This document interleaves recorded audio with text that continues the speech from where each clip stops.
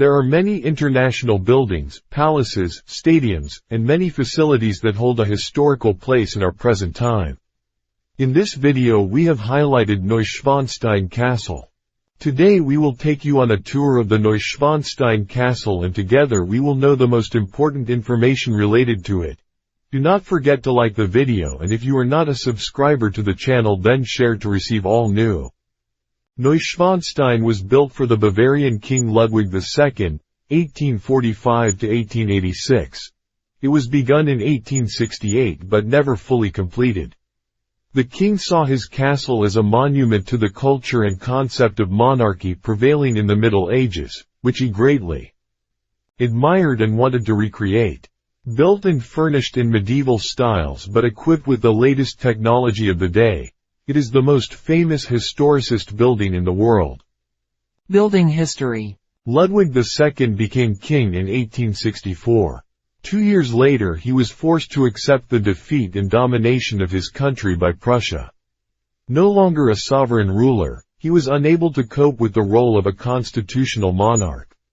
He created his own alternative world, in which as the reigning king of Bavaria he could live like a king of the Middle Ages or the Baroque age of absolutism. This is the idea behind his castles. On a ridge in a magnificent setting high above the Paulet Gorge with the mountains. As a backdrop he built his new castle, over the remains of two small medieval castles familiar to him since his childhood, Vorder and Hinter Hohenschwangau. Ludwig II visited the Wartburg in 1867 and had his architect make drawings of the ornamentation. The ideal designs were produced by a scene painter from the Munich Court Opera House and incorporated motifs not only from the Wartburg, in particular the palace and building ornamentation, but also from stage sets for Lohengrin and Tannhauser. Ludwig II had written in a letter to Richard Wagner in 1868 that his new castle would contain reminders of these works.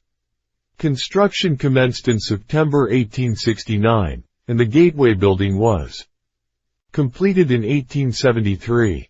This was where Ludwig II first lived, who was destined never to see his new castle without scaffolding. In 1884 his rooms in the palace were ready for occupation. A simplified version of the southern part of the building, the Bower, was only completed in 1891, and the keep with the chapel was never built. Rooms and ideals. The main rooms of Neuschwanstein are decorated primarily with murals of scenes from the Germanic and Nordic sagas on which Richard Wagner had based his works. The program was designed by the art and literary historian Hyacinth Holland. From the outset Ludwig II wanted his new castle to have a larger and more magnificent version of the Wartburg's Singers' Hall, as a monument to the chivalric culture of the Middle Ages. The final result was a combination of the motifs from two Wartburg halls, the Singers' Hall and the Festival Hall, which however were not intended for performances or even festivals.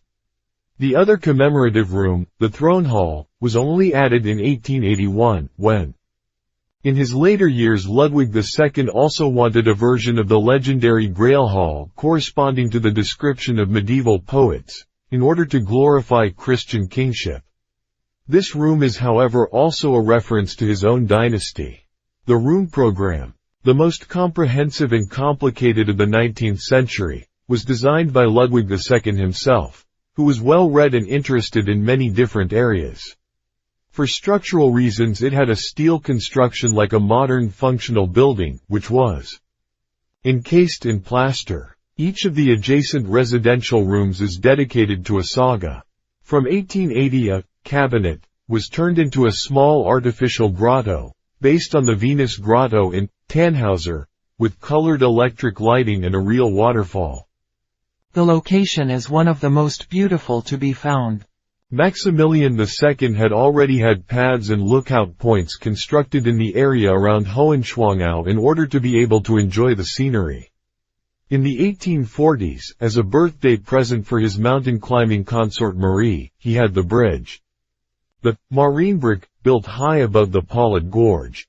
From the narrow mountain ridge known as the Jugend, to the left of the Paulet, there was a magnificent view of the mountains and lakes. Maximilian II loved this spot and planned to build a viewing pavilion there in 1855. Crown Prince Ludwig was often on the Jugend, in the authentic style of the old German knights' castles.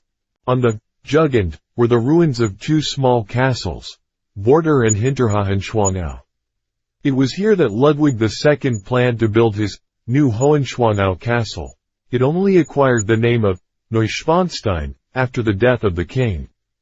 It was to be a better recreation of an ideal medieval castle than Hohenschwangau.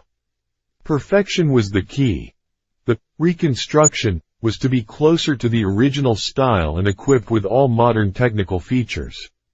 In 1867 Ludwig II visited the recently rebuilt Wartburg. Here he was particularly inspired by the Singers' Hall, allegedly the location of the legendary Singers' Contest.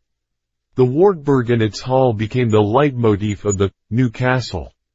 The architect Eduard Riedel also had to process ideas based on stage sets designed by the Munich scene painter Christian Jank.